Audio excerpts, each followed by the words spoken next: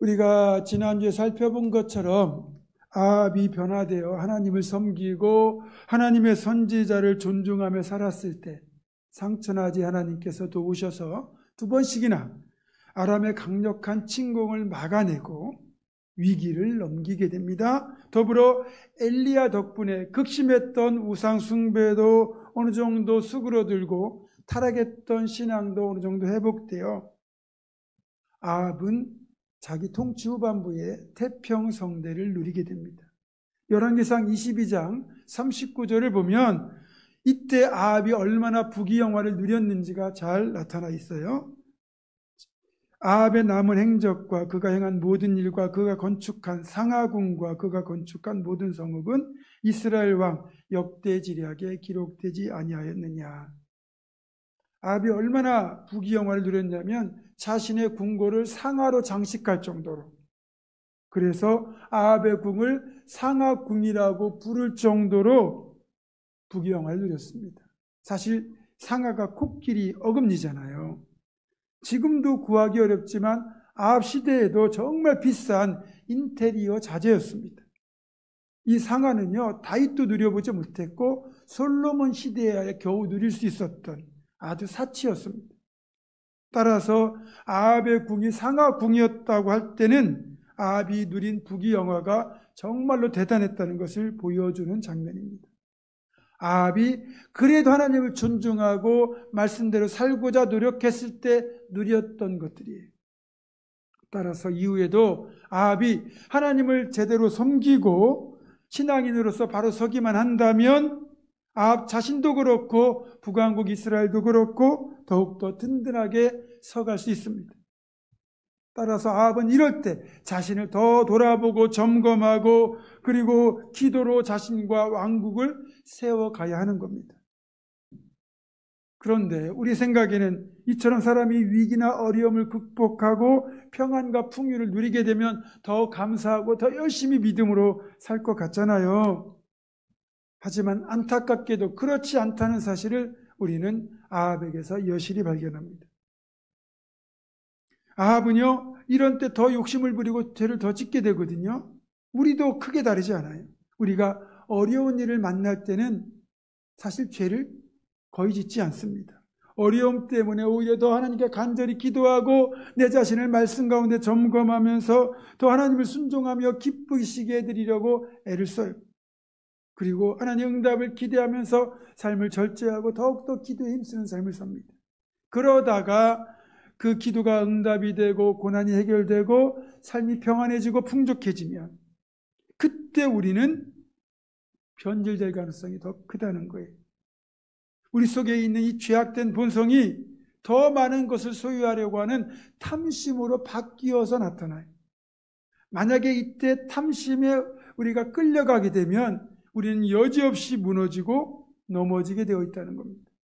이것은 어느 누구라도 예외가 없어요. 제 아무리 신앙인이라도 믿음의 사람이라 할지라도 탐심의 마음을 빼앗기는 순간 기도하지 않으면 그대로 넘어진다는 거예요. 다윗은 그렇게 기도하며 하나님과 동행하는 사람이었지만 그가 탐심에 넘어졌을 때 결국 밧세바와 간통하는 죄를 지었고 그 남편 우리아를 죽였습니다. 솔로몬은요, 하나님 주신 그 부귀영화를 자신의 쾌락을 채우는데 여인들에 빠져가지고 다 우상숭배의 길로 그만 넘어지고 말았습니다. 오늘 본문의 아합 역시 나봇의 포도원을 탐내는 것으로 그렇게 빠져버리고 말았습니다. 그래서 우리가 평안할수록 형통할수록 하나님께서 응답해 주실수록 더욱 깨어서 우리가 살아가야 됩니다. 그리고 기도를 멈춰서는 안 됩니다. 기도가 멈추는 순간 우리의 본성이 우리를 지배하게 되거든요. 또 탐심이 무서운 건 탐심을 품는 것 자체로 멈추지 않는다는 거예요. 그 탐심을 채우기 위하여 수단 방법을 가리지 않고 결국 탐심을 채우도록 만들어 가거든요. 그래서 골로새서 3장 15절은 이렇게 경고합니다. 그러므로 땅에 있는 지체를 죽이라. 곧 음란과 부정과 사욕과 악한 정욕과 탐심이니 탐심은 우상숭배니라. 여기 나와 있는 모든 음란, 부정, 사욕, 악한 마음, 탐심, 이걸 합하면 탐욕이라는 단어로 표현할 수 있습니다. 탐욕을 품는 건 죄악이에요. 성경은 분명한 어조로 탐심이 우상숭배라고 말하잖아요. 결국 탐심을 갖는 것, 탐욕을 품는 것은 우상을 만들지도 말고 섬기지도 말라는 제2계명을 범하는 것이 됩니다. 결국 아합은 탐심을 품음으로써 다시 우상숭배의 길로 빠진 것이고 하나님을 거역하게 되는 거예요. 아합이 그렇게 풍요를 누리다 보니 주로 자기가 사마리아에 있는 왕궁에서 지내기도 하지만 시간 날 때마다 이스라엘에 있는 별궁, 별장에 들르곤 했습니다. 그런데 어느 날 그 자신의 별궁, 별장에서 붙어 있는 한 포도원을 보게 되는데 그 포도원이 마음에 든 겁니다. 자신의 포도원은 아니지만 자신의 별궁과 연결해가지고 이 포도원을 자신의 정원으로 만들면 너무 멋있겠다는 생각이 든 거예요. 그래서 포도원 주인을 알아보니까 나봇이라는 사람이에요. 나봇을 불렀습니다. 그리고는 이런 제의를 합니다. 나봇, 당신의 포도원이 내 왕궁 가까이 있으니 내게 파시오. 내가 그 대신에 당신이 원하는 좋은 포도원을 내가 주거나 아니면 돈으로 달라고 하면 후한 값을 쳐주겠소. 아합은 자신이 이런 제의를 하면서 이런 생각을 했을 겁니다. 왕의 부탁이기도 하고 또 원한다면 다른 포도원을 준다거나 땅값을 후하게 쳐주겠다고 했으니 당연히 나봇이 내 제안을 받아들일 것이다. 그런데 뜻밖에도 나봇은 아합 왕의 이런 제안을 단칼에 거절합니다. 3절입니다. 나봇이 아합에게 말하되 내 조상의 유산을 왕에게 주기를 여호와께서 금하실지로다. 사실 나봇의 대답은 개인의 관점이 아닌 하나님의 명령에 따른 행위였습니다. 여호와께서 금하실지로다라고 했다는 것은 절대로 이 땅을 팔지 않겠습니다라는 뜻이거든요. 또 레위기 25장 23절을 보면 이렇게 되어 있습니다. 토지를 영구히 팔지 말 것은 토지는 다 내 것임이니라. 너희는 거류민이요 동거하는 자로서 나와 함께 있느니라. 즉 내 것임이니라 여기서는 하나님께서 말씀하신 거예요. 하나님 것이라는 거예요. 하나님께서 출애굽한 이스라엘 백성들에게 광야에서 미리 밝히셨어요. 너희가 가나안 땅에 들어가서 그 땅을 차지하게 될 것이다. 그러나 그 땅의 주인은 나다. 너희는 그 땅을 나로부터 무상으로 임대받아 사용하는 것이다. 그러면서 그 땅의 주인이 하나님이심을 분명히 하고 그 땅에 들어가서 분배된 땅을 받되 그 땅을 매매하지 말도록 엄히 금하셨습니다. 나봇은 이 명령을 그대로 지키고 있는 거예요. 아합 입장에서는 나봇에게 포도원을 팔라는 제안을 하면서 거절당할 것이라는 것은 요즘 표현을 1도 생각하지 않았기 때문에 굉장히 당황스러워하죠. 그리고 그만 의기소침해져서 자기의 왕궁으로 돌아와서 끙끙 앓기 시작합니다. 밥도 안 먹고 잠도 못 자고 그러는 거예요. 마치 어린아이들이 자기가 갖고 싶은 어떤 물건이나 장난감이 있는데 그걸 사달라고 조르는데 안 사주면 끙끙 앓고 밥 안 먹잖아요. 그거하고 똑같습니다. 아이처럼 행동합니다. 그리고 이런 모습을 옆에서 지켜보고 있던 왕비 이세벨이 아합에게 왜 그러는지 이유를 물었고 아합으로부터 자초지종을 다 듣고 난 뒤에 한심하다는 듯이 이렇게 말합니다. 당신이 지금 이 나라의 왕이 맞긴 합니까? 어떻게 왕이 돼가지고 이런 일 하나 해결하지 못하고 끙끙 앓고 있습니까? 내가 해결해 줄 테니 일어나서 걱정 말고 식사부터 하십시오. 내가 그 포도원 갖도록 해주겠습니다. 사실 아합으로부터 자초지종을 들었다면 이세벨이 그리고 정상적인 사고와 생각을 가진 아내라면 지혜롭고 현숙한 아내라면 그런 아합을 설득해서 그 포도원을 포기하도록 만들어야 됩니다.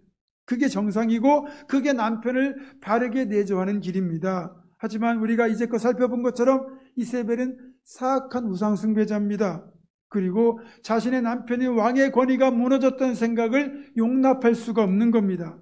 그래서 포도원을 빼앗기 위하여 치밀한 계략을 세워요. 먼저 나봇이 살고 있는 성읍의 귀족들, 장로들에게 편지를 보내요. 나봇을 모함하도록 명령합니다. 그 편지의 내용은 뭐냐? 먼저 성읍에 금식을 선포하라는 거예요. 그리고 나봇을 백성 가운데 높이 앉힌 후에 불량배 두 사람을 섭외해가지고 그들로 하여금 나봇이 왕과 하나님을 못 오겠다는 거짓 진술을 하도록 그렇게 사주를 하는 겁니다. 정말 기가 막힌 건 금식부터 선포하잖아요. 여러분, 우리가 금식하는 이유가 뭡니까? 신앙적으로 금식하는 이유가 뭐예요? 우리가 죄를 지었을 때나 환난을 당했을 때 하나님 앞에서 내 죄를 뉘우치고 그리고 회개하며 하나님의 용서와 긍휼과 회복의 은총을 구하기 위하여 금식하는 거잖아요. 그런데 이세벨은 나봇을 모함하기 위하여 금식부터 선포합니다. 또 이세벨이 정말 교활한 건 모세의 율법에 하나님의 이름을 모독하면, 하나님을 저주하면 그 사람이 돌에 맞아 죽는다는 것까지 이용하고 있습니다. 레위기 24장 15절 16절입니다. 너는 이스라엘 자손에게 말하 이르라. 누구든지 그의 하나님을 저주하면 죄를 담당할 것이요 여호와의 이름을 모독하면 그를 반드시 죽일지니 온 회중이 돌로 그를 칠 것이니라. 거류민이든지 본토인이든지 여호와의 이름을 모독하면 그를 죽일지니라. 하나님의 이름을 모독하거나 하나님을 저주하면 돌에 맞아 죽는 것이 율법입니다. 실제로 하나님의 이름을 모독했다가 돌에 맞아 죽은 사건이 있었거든요. 출애굽 이후에 광야에서 지낼 때 이스라엘 백성들 중에 두 사람이 싸움이 붙었습니다. 그런데 한 사람이 싸우는 중에 여호와의 이름을 모독하며 저주를 한 겁니다. 이를 목격한 사람들이 이 사람을 끌고 모세 앞으로 갔어요. 하나님은 모세에게 백성들에게 돌을 들어 이 사람을 돌로 쳐 죽이라고 명령을 하셨고 그 사람은 여호와의 이름을 모독하고 저주한 죄로 인하여 돌에 맞아 죽었습니다. 우리가 여호수아서의 아간 알잖아요. 여리고성을 정복할 때 돌과 은과 그리고 시내산 외투를 몰래 취하여 자기 장막 밑에 감추었다가 그것 때문에 하나님 앞에 범죄가 되어 이스라엘이 아이성과의 전투에서 패배하고 패배의 원인을 물을 때 아간의 범죄 때문에 그렇게 된 것을 알려주셨고 결국 아간은 자신이 탐욕을 부린 것 때문에 가족들과 함께 악을 골짜기에서 돌에 맞아 죽어요. 근데 탐욕을 부린 그 자체가 죄가 아니라 그 탐욕을 부리는 과정에서 여호와의 명령을 어겼고 하나님을 모독한 것이 되기 때문에 죽은 겁니다. 직접적으로 이름을 거룩하며 자기 입술로 하나님을 모독한 것은 아니지만 하나님의 명령을 거역한 것이 하나님을 모독한 간접적인 죄가 되어 돌에 맞아 죽었거든요. 간접적으로 모독을 해도 돌에 맞아 죽었고 그렇다면 직접적으로 하나님을 저주했다, 하나님을 모독했다 그러면 돌에 맞아 죽는 건 뻔한 일입니다. 그러니까 이세벨은 이 계략을 세우고 나봇을 돌에 맞아 죽도록 만들자는 거예요. 그리고 포도원을 차지하겠다는 거예요. 결국 이세벨의 계략과 이에 동조하는 그 성읍의 귀족들과 장로들과 그리고 불량배들의 모략으로 인하여 나봇은 왕과 하나님을 모독했다는 제목으로 고발이 되고 사람들 앞에 섰습니다.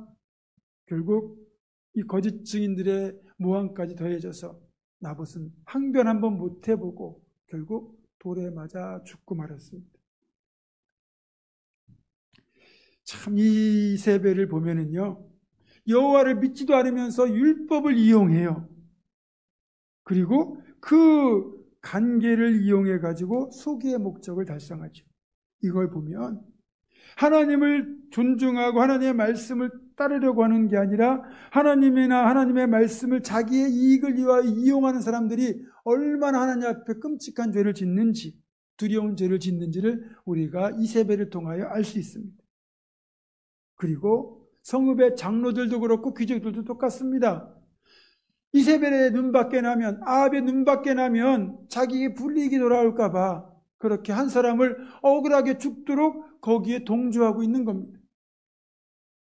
결국 돌을 들어 나봇을 죽인 사람이나 그를 거짓 모함한 사람이나 그리고 이 계략에 동원된 귀족들과 장로들이나 그리고 그 일을 사주한 이세벨이나 그리고 이것을 방조한 아합이나 똑같이 오히려 이들이 하나님을 모독하고 하나님을 저주한 죄를 진 것과 마찬가지입니다. 물론 그 성읍에서 돌을 들었던 사람들은 그 거짓 증인들의 진술을 진짜로 믿고 그랬을지도 모르겠습니다. 그렇게 감쪽같이 누명을 씌워서 나봇을 죽이고 결국 포도원을 차지했는지는 몰라도 여러분, 하나님은 이 모든 것을 다 보고 계셨고 결국 진실이 드러나도록 하셨습니다. 성경은 아합과 이세벨을 악인으로, 나봇을 진정한 의인으로 증거하고 기록하고 있습니다. 결국 하나님 앞에서 모든 진실이 드러난 거죠. 1894년 9월 프랑스 군 당국 정보부는 중요한 군사기밀이 독일 대사관을 통하여 유출되고 있다는 것을 알게 됩니다. 그리고 정보를 유출한 범인을 찾는데 단서는 딱 하나, 머리글자가 D였다는 겁니다. 그러다 보니 그 D라는 머리글자를 가진 사람을 찾다 보니 유택의 장교인 알프레드 드레피스라고 하는 사람이 그 머리글자가 D잖아요. 그래서 그 암호명 D와 이 드레피스의 D가 일치한다는 그 사실 하나만으로 간첩으로 지목을 해요. 그리고 그를 결국 군법에 의해서 국가기밀을 유출한 죄로 종신형을 선고하고 가이아나의 한 섬에 그렇게 유배를 시키게 됩니다. 이렇게 한 이유는 그 당시 프랑스가 프로이센이라는 나라와의 전쟁에서 패배를 하고 그 패배의 책임을 누군가에게는 뒤집어 씌워야 되는데 그때 국민들의 분노를 표출시킬 희생양으로 드레피스가 결국은 이용이 된 겁니다. 그런데 그로부터 2년이 지나고 피카르라고 하는 프랑스 군대의 한 장교가 우연한 기회에 진짜 독일 대사관으로 이 정보를 유출했던 범인을 찾아냅니다. 당연히 피카르는 드레피스는 무죄라고 주장을 하게 되죠. 하지만 피카르의 주장은 철저히 묵살되고 오히려 피카르마저 한직으로 자천이 되고 맙니다. 하지만 이것으로 끝나지 않았습니다. 프랑스의 유명한 작가, 대표적 소설가인 에밀 졸라가 나는 고발한다라고 하는 고발장을 그렇게 공개하면서 이 드레피스가 무죄이고 프랑스 군 당국이 이를 조작했다는 사실을 만천에 알리게 되고 여기에 여러 유명인사들이 동조하면서 재심을 요구하게 되고 결국 1906년 프랑스 군부는 드레피스에 대하여 무죄 선고를 내리게 됩니다. 결국 진실이 밝혀진 거죠. 여러분, 아합과 이세벨의 경우에도 누명을 씌워서 나봇을 죽이고 나봇의 포도원을 빼앗았지만 결국 하나님이 실체적 진실이 드러나게 하셨어요. 그리고 이것으로 끝이 아니었습니다. 이 끔찍한 죄를 저지른 이 행위가 하나님 보시기에 정말 무서운 죄가 되어서 아합의 집안이 완전히 멸문지화를 당하는 저주를 받게 됩니다. 하나님께서 그 갈멜산 이후에 아합과 이세벨 엘리야를 만나도록 한 적이 없어요.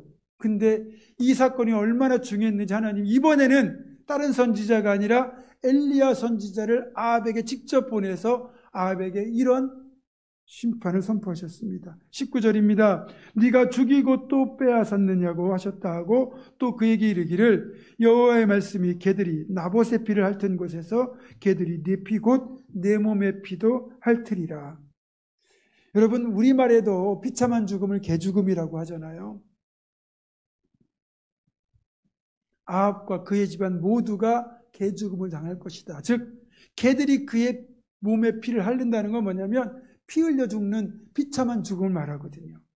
그 죽음을 당할 거라고 지금 하나님이 저주를 내리신 거예요. 아합과 이세벨은 사실 이 사건 이전부터 우상 숭배도 많이 했죠. 수많은 죄악을 저질렀기 때문에 벌을 받아 마땅한 사람들이었지만 그 중에서도 나봇의 포도원을 빼앗기 위하여 억울한 피를 흘린 것을 하나님 가장 큰 죄악으로 여기셨다는 겁니다. 다음에 살펴보겠지만 진짜 이 저주대로 아합의 집안은 완전히 세상 표현으로 개죽음을 당하고 완전히 멸망합니다. 저는 이 사건을 보면서 이 시대를 다시 한번 바라보게 됩니다. 지금 우리가 살고 있는 이 시대에도 정의와 공의, 진실이 왜곡되고 감춰지고 불의와 거짓이 활기치고 있습니다. 이를 통하여 기득권을 누리는 사람들, 이익을 취하는 사람들은 내 계획대로 되었다고 속으로 쾌재를 부르고 있을지도 모릅니다. 그리고 사람들은 어디까지가 진실이고 어디까지 거짓인지 잘 알지 못합니다. 그러나 우리 하나님은 분명히 다 보고 계시고 알고 계시고 언젠가 진실을 드러내시고 반드시 심판하실 겁니다. 그래서 우리는 일거수일투족을 늘 진실하게 살아가야 됩니다. 말씀을 다시 정리해 보겠습니다. 우리가 볼 때는 포도원 하나 지키겠다고 목숨을 잃는 나봇이 어리석어 보일 수 있습니다. 솔직히 처세라는 관점에서 보면 나봇은 아합의 제안을 수용하는 것이 훨씬 더 현명한 대응이라고 할 수 있어요. 왕이 강제로 땅을 수용하지 않겠다고, 오히려 빼앗지 않고 다른 땅을 제공해 주겠다고 말하고 있고, 그것도 더 좋은 포도원을 주겠다, 또 땅을 팔겠다면 내가 후한값을 쳐주겠다고 말하면 이게 얼마나 좋은 기회입니까? 따라서 눈 한번 딱 감고 넘어가면 평생 먹고 살 수 있는 그런 돈이 생길 수 있습니다. 그런데도 나봇은 단호하게 거절합니다. 안 됩니다. 하나님께서 금하신 일입니다. 그렇기에 아무리 왕의 말씀이라 할지라도 저는 이 땅을 팔 수가 없습니다. 이게 나봇의 대답이었죠. 나봇이라고 왜 왕의 제안이 솔깃하지 않았겠으며 이 제안을 거절할 때 어떤 불리게 당할지가 왜 예상이 되지 않았겠습니까? 나봇도 적지 않게 흔들렸을 겁니다. 그러나 이런 두려움과 유혹 앞에서 나봇은 오직 하나님의 말씀 하나만 붙들었습니다. 그것이 두려움과 유혹을 물리칠 수 있는 비결이었던 거죠. 그리고 이 결정 때문에 내가 끝내 생명을 잃게 되더라도, 불이익을 받게 되더라도, 돈 벌 기회가 날아가더라도 하나님의 말씀에 위배된다면 그건 아니라는 생각이 그는 분명했던 겁니다. 그래서 저는 나봇이 정말로 훌륭한 신앙인이라고 생각합니다. 엄청난 이익의 기회를 포기한 것도 그렇고 이 제안을 거절함으로써 결국 왕의 눈밖에 날 수밖에 없음을 알면서도 땅을 매매하는 것이 하나님의 뜻이 아니라는 것을 알기에 과감하게 거절할 줄 알았던, 그래서 말씀을 생명 걸고 실천하는 진짜 신앙인이었던 겁니다. 그래서 하나님이 보실 때 나봇은 진정한 의인이요 스데반과 동일한 순교자입니다. 하늘에서는요 순교자의 상급이 가장 큽니다. 나봇은 비록 이 땅에서는 말씀을 지키다가 짧은 생을 살았는지 몰라도 천국에서는 영원히 순교자의 복된 면류관을 쓰고 살아가게 될 겁니다. 말씀을 맺습니다. 우리가 살아가는 이 세상의 환경은 우리를 날마다 나봇이 처한 것과 같은 상황으로 몰고 갑니다. 그래서 우리는 종종 적지 않은 압력과 유혹에 직면하며 살아갑니다. 그러면서 세상은 우리에게 적당히 타협하고 눈 감고 그러면서 내 이익과 즐거움을 채우라고 말합니다. 그리고 그것을 융통성이라는 말로 포장합니다. 이럴 때 우리가 진정한 신앙인이라면 나봇 같은 믿음의 배짱과 결단이 있어야 합니다. 하나님의 말씀에 위반되는 일을 요구받는 상황에서 내게 부탁한 사람이 또 내가 거절할 수 있는 분이 아니라는 그런 상황이랄지라도 절대로 핑계해서는 안 됩니다. 우리가 믿음과 그리고 하나님을 신뢰하는 그 배짱으로 단호하게 아닐 때 아니라고 할 수 있어야 된다는 거죠. 여러분, 그래서 하나님 온전히 예배하기 위하여 주일에 영업을 쉬는 것, 불의한 방법에 동참할 때 보장된 이익을 포기하는 것, 세상에서는 전혀 문제가 되지 않는다고 할지라도 하나님의 말씀에 비추어서 볼 때 아닌 것은 안 된다는 자세로 사는 것이 순교자의 신앙입니다. 사랑하는 성도 여러분, 우리는 나봇처럼 순교할 각오가 되어 있습니까?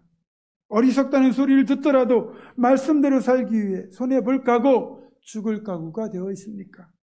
여러분 자신에게 다시 한번 진지하게 질문해 보십시오.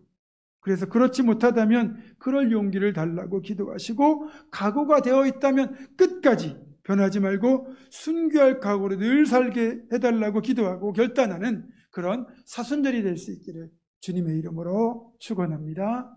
기도하겠습니다. 하나님의 명령을 지키다가 끝내 순교한 나봇처럼 우리도 힘들고 어려워도 하나님의 뜻을 따라 진리와 정의를 지켜내고 옳은 길로 행하겠다는 굳은 결단과 실천이 있게 하여 주시옵소서. 우리 주 예수 그리스도의 이름으로 기도드립니다. 아멘.